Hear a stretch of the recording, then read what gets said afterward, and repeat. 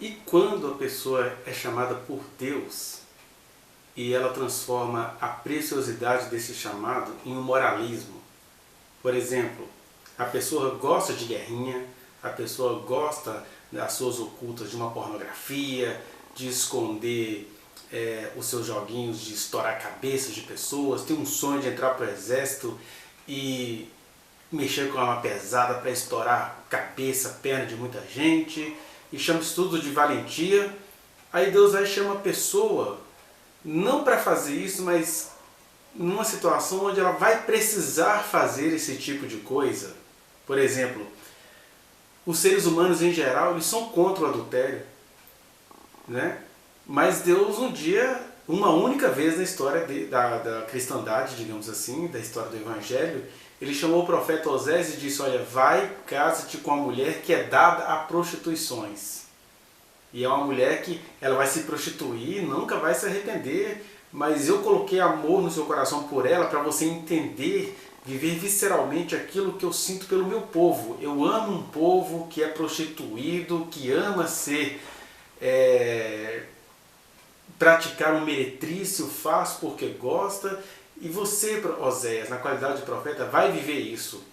A nossa moral não suporta que Deus possa ter chamado alguém para viver isso, mas Deus, que se revela às pessoas, ele também se dá o direito de fazer coisas que são aparentemente contra a moral. A gente vai vendo, por exemplo, que um dia Deus pediu a Abraão o seu filho Isaac em sacrifício. Aí você vai ler muitas teses, muitas pessoas falando assim, não, isso era o Abraão que tinha uma fé babilônica, se fosse hoje, não.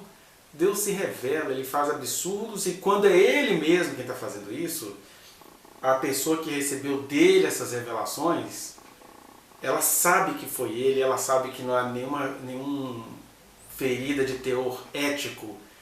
Abraão sabia que era Deus que estava falando, e estou levando meu filho. E ele foi surpreendido porque ele confiou na voz do Senhor, porque o problema até aí é em você confiar naquele que te chama, mesmo que o seu chamado pareça um absurdo. E aqui eu estou falando de coisas muito preciosas, porque Deus de fato, ele não peca, ele não precisa do pecado. O problema é que, como ele é Deus e nós somos criaturas finitas, nós que gostamos tanto de pecar, cometemos o pecado de moralizar Deus quando ele nos vem com propostas que parecem fugir ao nosso sabor tradicionalista, moralista, ético ou eticista. Porque se o Senhor é o meu ethos, se o Senhor é a minha morada, ele não me deixará confundido. Essa é a verdade.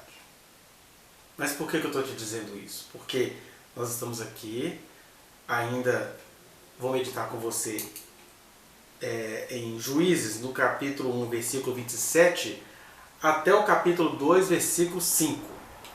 Nesse texto, vão se emendar duas coisas. Primeiro, é aquela tentativa de desculpa do escritor ou até da tradição hebraica de dizer, olha, os israelitas não deram conta dos cananeus, mas eles ficaram entre eles, ficaram confundidos, tem hora que até investe, né? E ali os azeritas da tribo de Azer habitaram com os cananeus, quer dizer, eles ficaram numa posição subalterna. Mas o importante é que os cananeus foram colocados para fazerem trabalhos forçados. A gente os escravizou, a gente os subjugou. Só que isso para Deus não adianta, não tem valor, porque é verdade, Israel não pediu. Israel nem estava buscando isso, mas Deus se revelou a eles, deu a eles instruções absurdas ao nosso paladar ético. Daí eu continuo te pedindo para assistir, eu vou deixar na playlist o vídeo onde eu falo sobre os porquês, não de Deus, Deus não tem que apresentar para nós nenhum porquê, mas os porquês de a gente não conseguir compreender essas ações de Deus de eleger um povo para exterminar um outro. Aparentemente foi isso. Na verdade é uma grande operação de salvação, eu tenho dito isso, estou até sendo enfadonho para quem sempre me assiste. Mas você que não me assiste, que está chegando agora, dê uma olhada depois nos vídeos que eu vou deixar aí na sugestão e em outros vídeos da playlist de Deuteronômio e das playlists de Josué.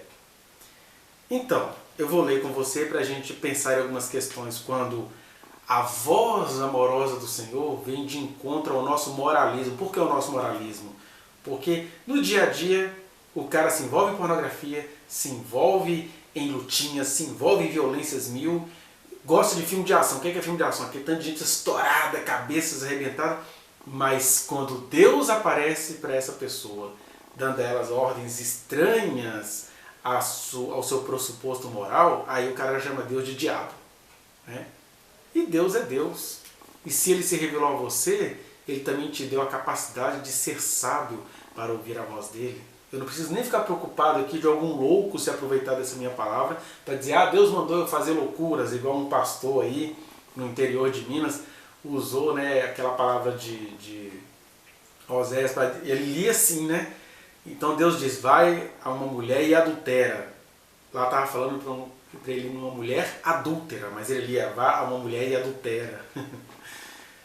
Tem esses loucos no caminho, mas aqui eu estou falando do Evangelho, que é poder de Deus. Que é poder de Deus e aqui para pessoas que vêm caminhando. Então, se você está caminhando, olha só.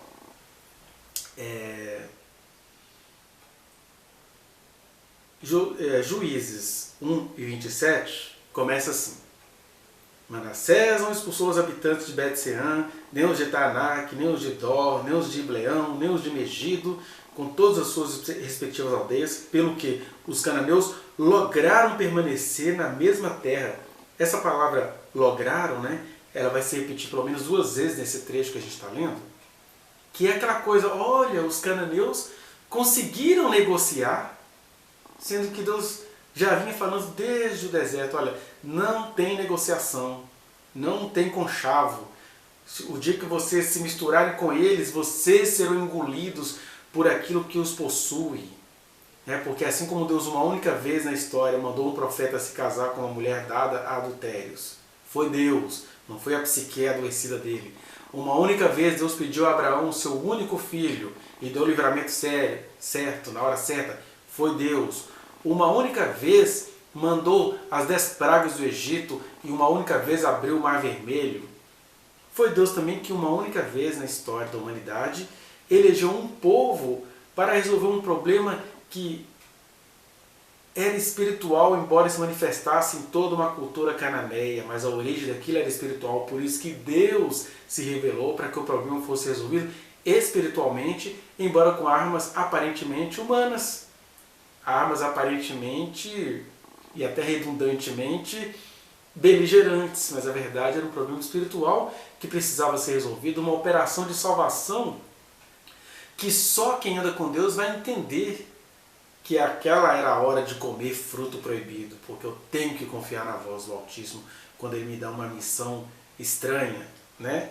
Mas eles se consolam. Não vou ler para você tudo para não ficar cansativo, mas aí vai dizendo no versículo 28 que eles não os expulsaram de todo, mas eles acabaram ficando em trabalhos forçados, os cananeus.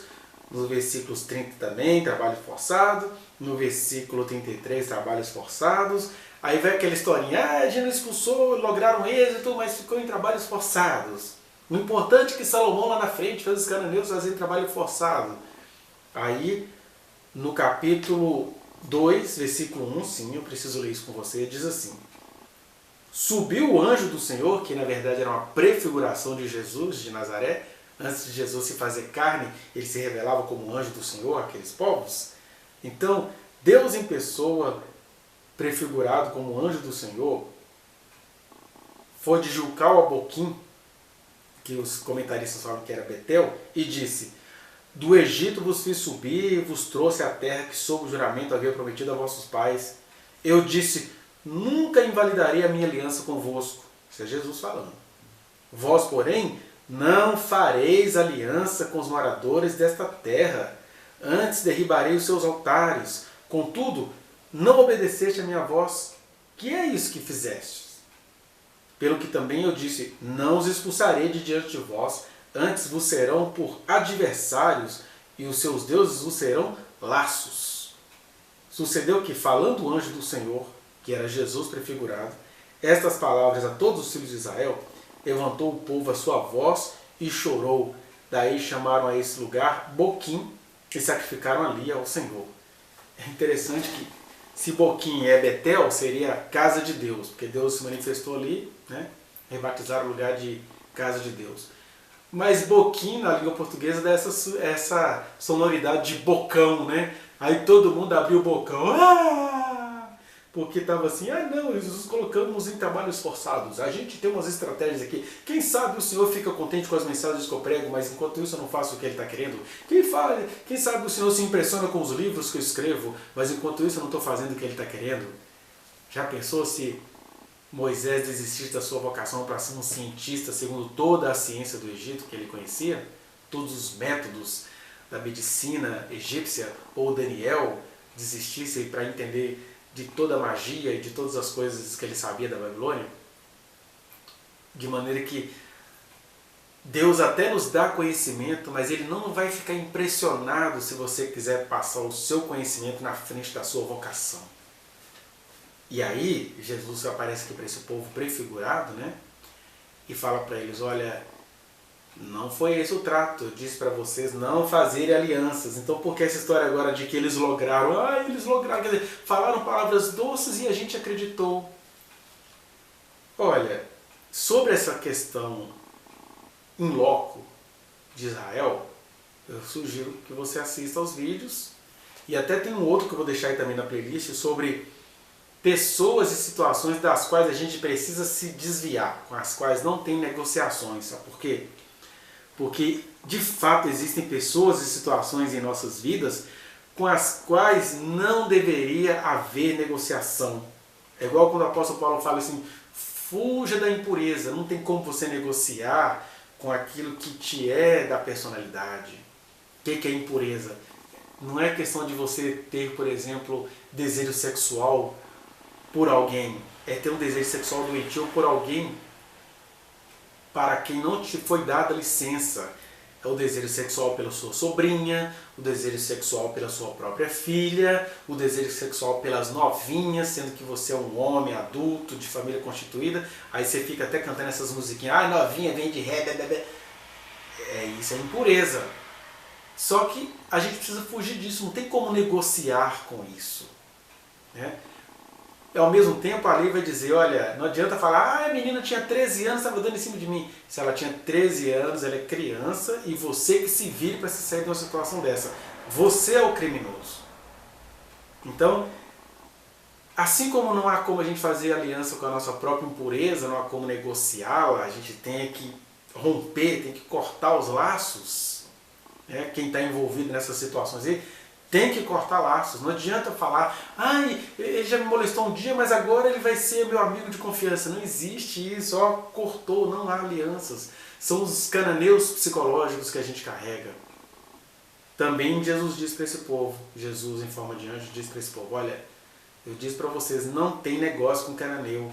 Não quer dizer que eles sejam pessoas más, quer dizer que o que está neles, que aquilo que os formou é poderoso demais e vocês são seres humanos e eu respeito a subjetividade de vocês, eu estou vendo que vocês têm ídolos no meio de vocês, mas o que está nos cananeus não respeita não, vem de sola, vem para pegar, vem para perverter, vem para destruir. Então não tem aliança, não é para fazer aliança, porque se você confiasse em mim nessa situação específica, você nem sabe quanto de salvação que eu preciso operar através da sua suposta dureza em relação a estes povos.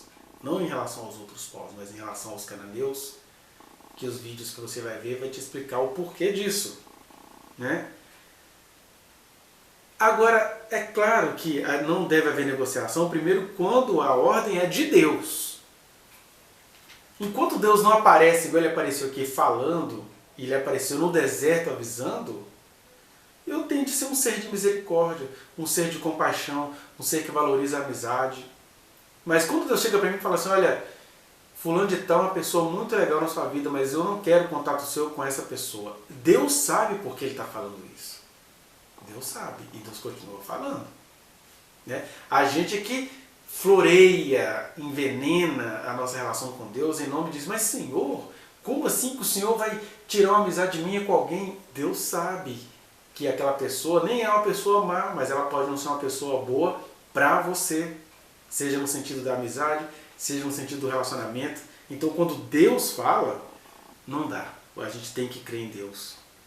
Segundo, a gente não deve transformar isso em doutrina, porque quando Deus fala, é semelhante ao que está lá em Romanos, no capítulo 14, né? Quando ele fala assim, olha, enquanto Deus não fala, cada um tenha bem firme aquilo que propôs no seu coração, e a fé que você tem essa fé para você mesmo perante Deus, ou seja, é para Deus que você está oferecendo essas coisas, ele está recebendo. Agora, tem situações que Deus fala, por exemplo, vamos falar da bobeirinha da música do mundo. Ah, é pecado ouvir música do mundo, tal de música do mundo. A música é criação de Deus, as pessoas nasceram com capacidade de compor, de cantar, de tocar, de dançar. Mas aí a religião dividiu isso em música sacra e música profana. Embora essa divisão seja besta, é possível que uma ou outra pessoa receba de Deus a ordem de não ouvir determinadas músicas, né? Por exemplo, eu gosto muito das músicas, para citar várias que eu gosto de outras bandas, eu gosto muito das músicas da Legião Urbana, porque eu não tenho nenhuma ligação afetiva da época que a Legião Urbana fazia sucesso, né? Mas pode ser que você que está me assistindo, na época que você ouvia Renato Russo com seu rock progressivo, politicamente rebelde e contestador e inteligente, você também ouvia aquilo tudo em meio a muitas drogas, em meio a muita correria, aí você veio a se converter. Talvez para você essa música não faça bem. Para mim, que ouvia isso tudo num outro lugar, nunca me envolvi com droga, com essas coisas, não me faz efeito espiritual negativo nenhum. Então pode ser que para você não seja espiritualmente relevante ouvir determinadas músicas. E aí é uma coisa entre Deus e você. Aí o que você faz? Fica frustrado e quer impor uma doutrina. Não, é mais fácil falar para todo mundo que é pecado, é mais fácil. A gente controla mais o povo. Mas aí cuidado com o seu pecado de querer controlar as pessoas, não é verdade? E outra coisa, quando é Deus que nos falou, a gente deveria ser o que Adão e Eva não conseguiram ser, e o que Israel não conseguiu ser, e o que muita gente boa que você conhece não consegue ser. A gente tinha de ser rigorosos. Nós deveríamos ser rigorosos em relação àquilo que Deus nos fala, porque foi Ele quem me falou, eu tenho que ouvir isso com o rigor e a qualidade do fato de que Ele me falou. Eu não pedi, Ele falou. Por que eu vou renegar o que Ele falou? E Ele falou para mim, e Ele falou para você. Então a gente precisa ser rigoroso, porque senão você vai começar a negociar com os cananeus espirituais da sua vida, né? E Deus quer ser seu Senhor, Ele não quer que você seja contaminado com nenhum outro mediador, sejam eles cananeus, esse pai que está fingindo aí que tem direito sobre o seu corpo, ou sobre essa família moralista que quer que você creia em Deus do jeito que eles te ensinaram e não do jeito que você tem recebido do Senhor. Não parece, mas Deus continua querendo ser o Senhor de cada um. Eu posso dar uma boa educação para os meus filhos e eles nem se interessarem, porque no final das contas quem vai se revelar a eles é o Senhor. Eu posso dar a eles lições de vida, de psicologia, de comportamentos, que nem sei se eles vão abraçar, porque quem vai se revelar a eles é o Senhor, não é?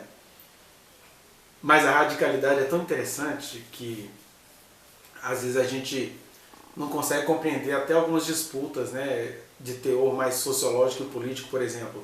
Eu vejo o pessoal aí da direita divulgando, o Che Guevara pensava em matar, porque no discurso dele ele falava da revolução, de não ter conversa com quem tem uma mentalidade de te destruir. E volte lá nos anos 50, na época da conquista de Cuba, na época do Che Guevara, que foi traído, né, pelas autoridades cubanas. Quando você vai vendo o Guevara falando, você entende de onde que ele está partindo. Ele está dizendo, olha, não tem diálogo com alguém que já olha para você como subalterno. Ele estava se referindo, por exemplo, aos Estados Unidos, que até hoje olha para nós um pouquinho como seres subalternos, né? Até os europeus, você precisa ver os brasileiros sendo xingados na Europa, em Portugal, por exemplo. Nós somos para eles seres subalternos. E neste contexto, você não precisa concordar com o Che Guevara, mas você precisa compreender em que contexto ele falava isso. Nesse contexto não tem negócios. Nesse contexto, um americano está te olhando como subalterno, eu só tenho a tratar com ele a linguagem da revolução. E aí vem toda essa retórica revolucionária de muitos leitores de Karl Marx e também de algumas pessoas do Che Guevara. E é claro que eles sofriam em cima disso muitas calúnias, que eles mataram 400 pessoas, tem esse monte de coisa aí. Mas independentemente dos fatos, ou da verdade, ou do factoide, a ideia de Che Guevara de tratar o dominador como alguém que te vê como inferior e que ele não teria dó de te matar e por isso você precisa atacá-lo, nesse contexto ela não está errada não. Que é o mesmo princípio aqui com uma vantagem. Foi Deus quem falou: de cananeu não é para você ter dó. Não quer dizer que eles são maus, quer dizer que eles são maus para vocês, quer dizer que eles são carecentes de uma salvação que venha na linguagem trágica. Isso é só Deus falando só com Israel. Eu não estou dizendo que Deus estava nas palavras de Che Guevara, pelo amor de Deus, tanto quanto eu não acho que Deus estava naquelas histórias do Destino Manifesto dos europeus e dos americanos. Deus não está em nada disso, tanto é que eu estou te dizendo que esses acontecimentos aqui registrados nas Escrituras, eles foram únicos. Só os cananeus foram predestinados lá, desde quando Noé teve aquela visão da maldição dos cananeus, eles foram predestinados a serem salvos pela tragédia, pelo fato de eles terem vindo de maneira trágica, de anjos caídos tentarem fazer filhos com os humanos. Essa que é a questão. Né?